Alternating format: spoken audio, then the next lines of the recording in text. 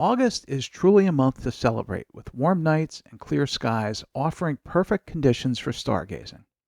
This month, we'll have an excellent lineup of planets, a spectacular meteor shower, and some fascinating deep sky objects to observe.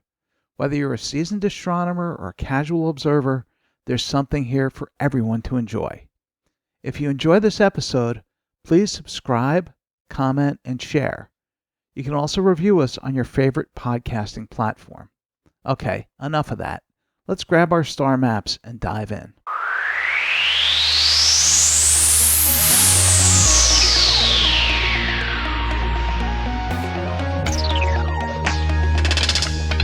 Welcome to the Astro Guy podcast. I'm not an expert. I'm an amateur like you. I'm here to learn and here to teach. So let's enjoy the ride together. Carpe Noctem. Seize the night.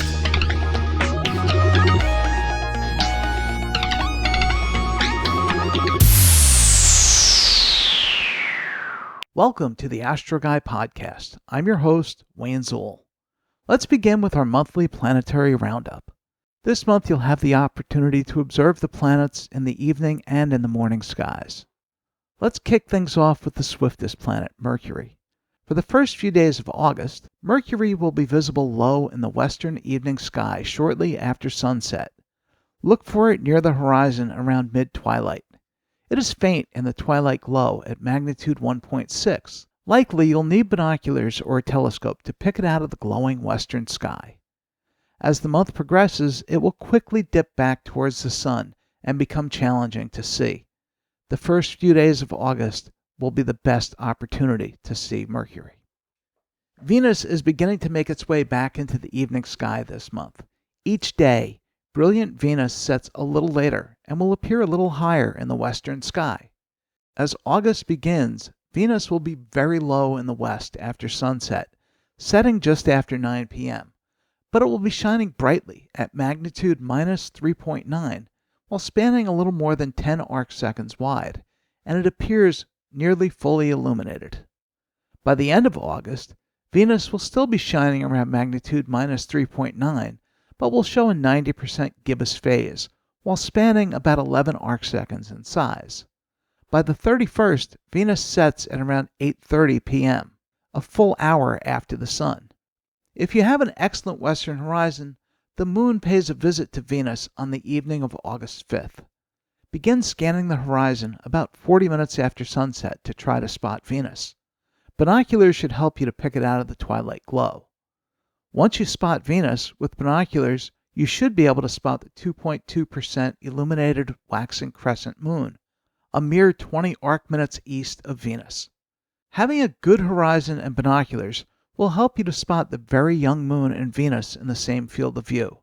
It should be stunning in a telescope at low power. Mars continues to grace the morning sky. You can spot the red planet in the pre-dawn hours, rising higher and becoming more prominent as the month goes on. For all of August, Mars will be in the constellation Taurus. On the 1st, the red planet rises at 1:20 a.m. and will be shining at magnitude 0.9 while showing a disk just over 5 arcseconds wide. By the end of August, Mars will have brightened slightly to magnitude 0.78, and its disk is now spanning almost 7 arcseconds wide.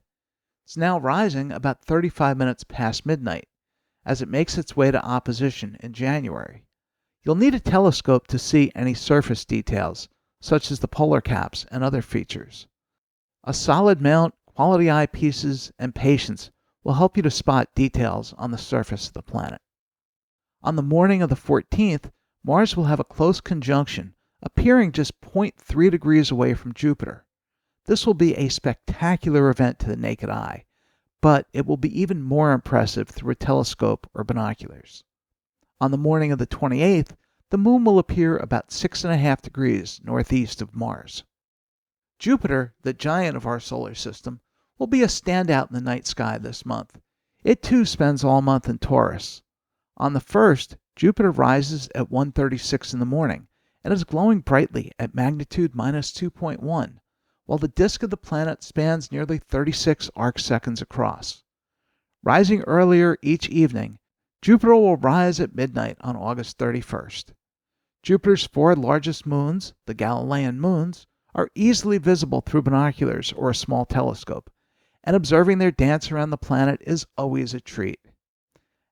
As we mentioned, Jupiter will have a close pass with Mars on the 14th, while on the morning of the 27th, Jupiter will be about 5 degrees south of the 39% illuminated waning crescent moon. On the 1st, Saturn rises at 9:53 p.m. and is shining at magnitude 0.75. Its disk spans 18 arcseconds, while with the rings, the system spans just over 43 arcseconds wide. By the end of the month, Saturn rises at 7:51 p.m. and will have brightened slightly to magnitude 0.6. It will appear about 1 arcsecond larger than it did at the start of the month. Next month, Saturn will be at opposition, which is the best time to observe it. Don't wait until then to view it. You can go out any August night to see its rings and even some of its moons. Saturn is always an amazing sight in any telescope. On August 20th, for observers at mid-northern latitudes, Saturn will be about 15 arc-minutes north of the 97% illuminated waning gibbous moon. This should be an interesting sight to see. Observers in parts of South America, Africa, and Europe can expect to see Saturn disappear behind the moon on the evening of the 20th or the 21st, depending on your location. I'll leave a link about this occultation in the show notes. Uranus is visible in the morning sky all month long in the constellation Taurus. On the 1st, Uranus rises at 41 minutes after midnight, while at the end of the month, Uranus rises at 11:37 p.m. It's easy to locate about 5 degrees south of the Pleiades, while at magnitude 5.8, it's faintly visible to the naked eye under a pristine, dark sky. To see it easily, a good pair of binoculars or a telescope will be needed to reveal this distant, bluish-green world. Lastly, Neptune will also be visible in the morning sky, located in the constellation Pisces. It's a faint object that requires binoculars or a telescope to see, but spotting Neptune is a rewarding challenge for any avid stargazer. On the 1st, Neptune rises at 11:15 p.m. and is glowing dimly at magnitude 7.7, while spanning about 2.5 arcseconds wide. At the end of the month, Neptune is roughly the same brightness and size due to its distance from us, but it's now rising at 10:12 p.m. You'll want to use a planetarium app like Stellarium to help you pick it out from the background stars. Now, let's dive into one of the most spectacular astronomical events of the year, the Perseid Meteor Shower. Known for producing a high number of bright, fast meteors, the Perseids are a favorite for many skywatchers. This year, the shower peaks on the night of August 12th into the early hours of the 13th, and we could be in for an exceptional treat. The Perseid Meteor Shower occurs annually when the Earth passes through the debris left by comet Swift-Tuttle. These tiny particles, most no larger than a grain of sand, burn up as they enter the Earth's atmosphere, creating brilliant streaks of light across the sky. The Perseids are particularly known for their bright meteors and occasional fireballs, which can light up the night sky. What makes this year's Perseid Meteor Shower particularly special is the phase of the moon. In mid-August, the moon will be in its waxing phase during the peak of the Perseids. This means the moon will be right around first quarter and sets before midnight during the peak of the Perseids, providing dark conditions that are ideal for meteor watching. Without a bright moon in the sky, you can expect to see fainter meteors. Under perfect conditions, you could see up to 60 or more meteors per hour during the peak.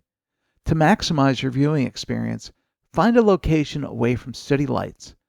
Dark, rural areas offer the best conditions for spotting meteors. Once you've found your spot, lie back on a blanket or a reclining chair and let your eyes adjust to the darkness. It might take 15 or 20 minutes for your eyes to fully adapt, but once they do, you'll be able to see more meteors as well as other faint things. No special equipment is needed to enjoy the Perseid meteor showers, just your eyes and a bit of patience. While you wait, bring along some friends or family to share the experience. Watching a meteor shower can be a fun, social event, filled with excitement each time someone spots a shooting star. It's also a good idea to bring some comforts along. A warm blanket or sleeping bag will keep you cozy if the night gets chilly. Snacks and hot drinks can make the experience even more enjoyable. And don't forget a red flashlight, which will help you see without ruining your night vision. The best time to watch is after midnight and before dawn, when the radiant point of the Perseids, located in the constellation Perseus, is higher in the sky. However, you don't need to look directly at the radiant point to see meteors. They can appear anywhere in the sky, so scanning an area about 30 to 45 degrees from the radiant is your best bet to catch them. Remember, meteor showers can be unpredictable. Some years you might see bursts of activity with dozens of meteors in a short span, while other times you may experience longer lulls between sightings. Patience is the key. The longer you watch, the more likely you are to see a spectacular meteor. Moving on to a quick space mission update. As this is being recorded, the Boeing Starliner and its 2 astronauts are still on the ISS as engineers continue to try to figure out the thruster issues on the Starliner. Because the service module doesn't return to Earth, the engineers need access to those systems to get all the data needed to resolve the problem before the return trip, which will see the service module burn up in the atmosphere, while the capsule re-enters safely. On July 11th, a SpaceX Falcon 9 lifted off to launch another batch of Starlink satellites. After booster separation, the second stage developed an oxygen leak that resulted in a RUD, or a rapid unscheduled disassembly, or SpaceX speak for it blew up. The Dragon spacecraft, as well as other satellites, are launched on Falcon 9s. This is likely going to cause a delay in Falcon 9 launches until the FAA gives them clearance. After last month's successful test of the SpaceX Starship and Super Heavy, SpaceX will likely attempt another test flight of the Starship sometime in late August. The goal for that flight will likely be similar to the previous flight, but the rumor is that SpaceX will attempt to safely land both the Super Heavy and the Starship. I'm sure that it will be a fun and exciting flight, no matter the outcome. Now it's time for the Lunar Feature of the Month. Let's take a detailed look at one of the moon's most striking and fascinating features, Valles Alpes, also known as the Alpine Valley. This is a must-see for lunar observers, as it holds a special place in lunar geography. Let's dive into what makes Valles Alpes so interesting, how it was formed, and the best ways to observe it. Valles Alpes is a stunning rift valley that stretches approximately 166 kilometers, or about 103 miles, across the moon's surface. You can find this valley in the northern part of the moon's near side, cutting dramatically through the Montes Alpes mountain range.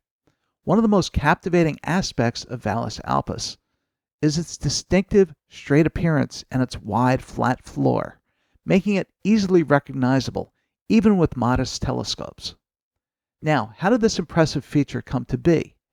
The formation of Valles Alpes is likely due to tectonic forces or volcanic activity that created a significant rift in the lunar crust.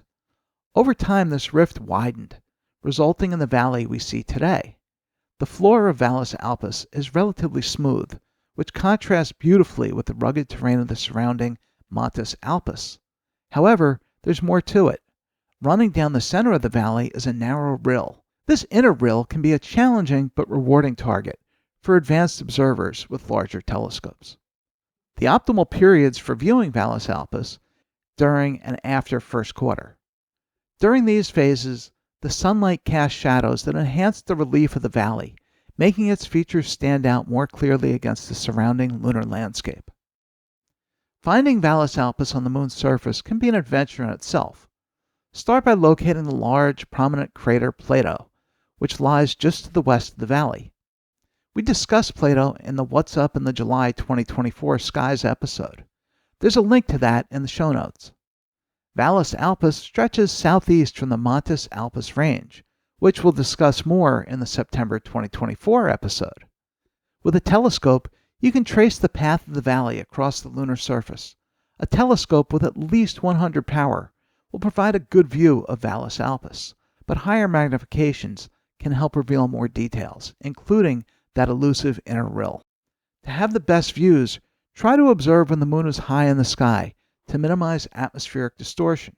Early evenings or just after sunset can provide optimal viewing times depending on the phase of the moon.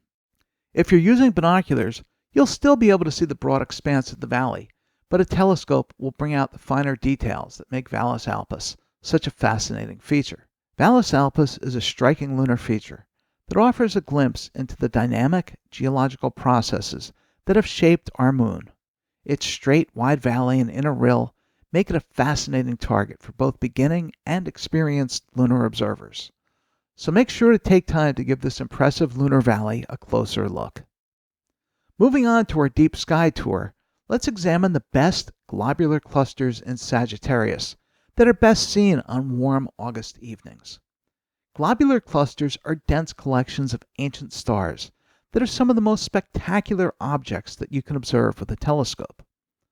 First on our tour is the bright globular cluster M28, cataloged as NGC 6626.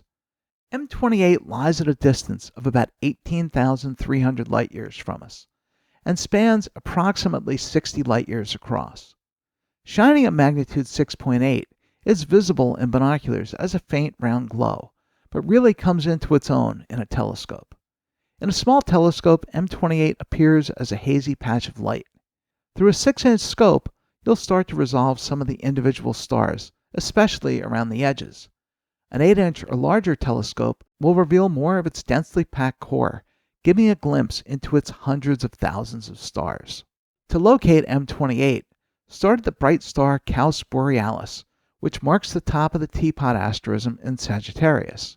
From there, sweep 1 degree northwest to spot M28. Next, let's move on to M69, cataloged as NGC 6637. M69 is located about 29,700 light-years from us and has a diameter of about 85 light-years.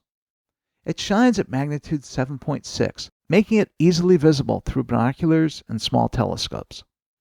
In binoculars, M69 appears as a small, faint blur.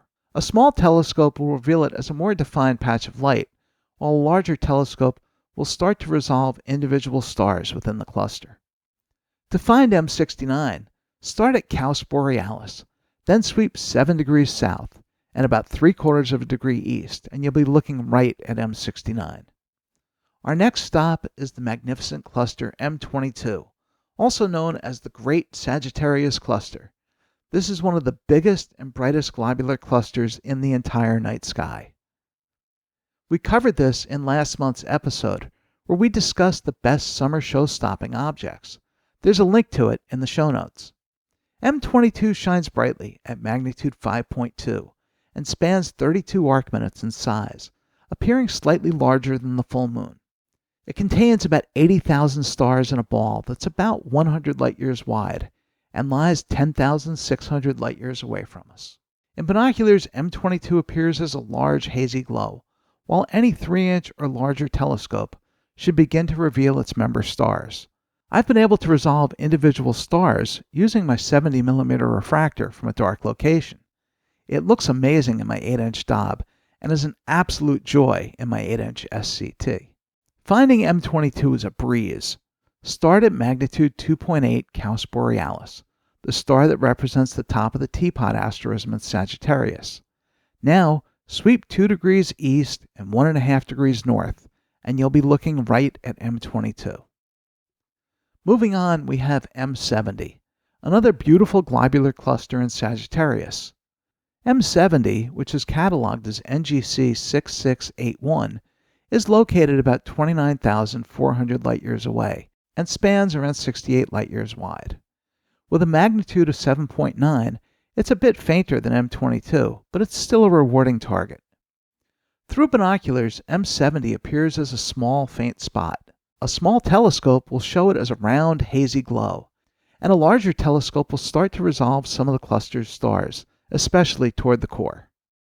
To locate M70, start at the star Caus Australis, the brightest star in Sagittarius and the bottom right corner of the Teapot asterism.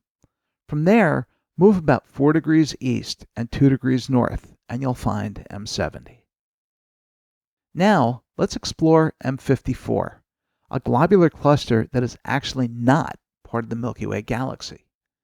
M54, which is cataloged as NGC 6715, is part of the Sagittarius dwarf elliptical galaxy and lies about 87,000 light-years away from us.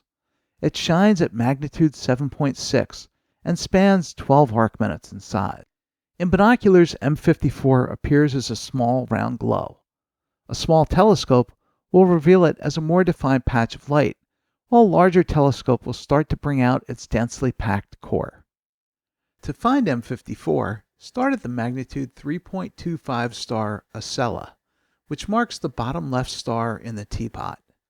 From there, move about 1 3/4 degrees west-southwest, and you'll spot M54.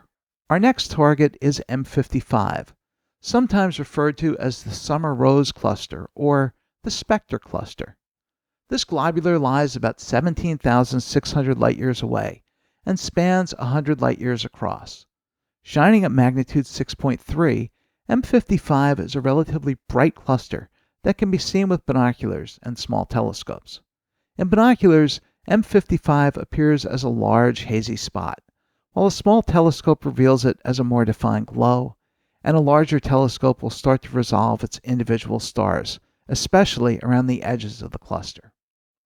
To locate M55, start at Ocella in Sagittarius, and move 8 degrees east and then 1 degree south, and you'll spot M55.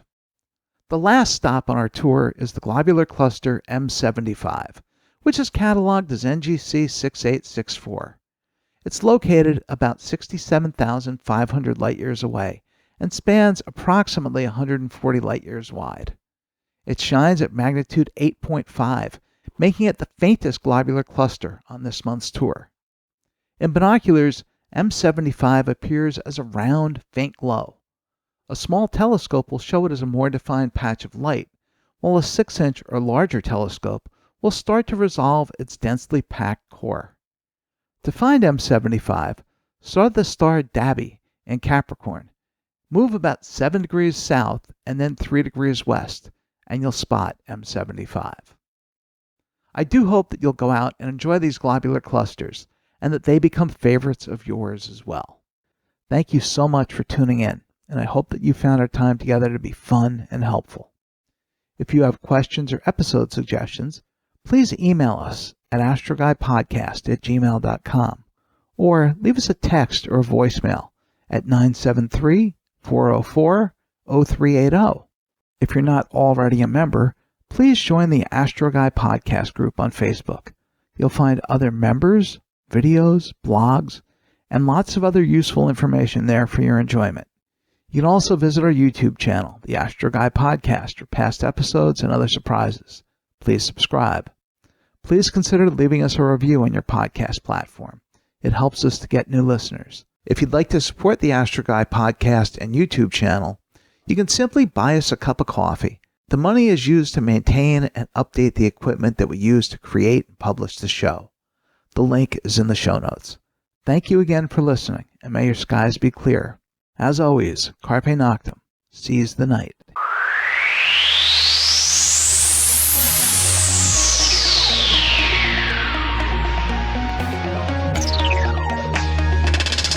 I'm Wayne Zool, and this was the Astro Guy Podcast. Thank you for listening. As always, your questions, comments, and suggestions are welcome.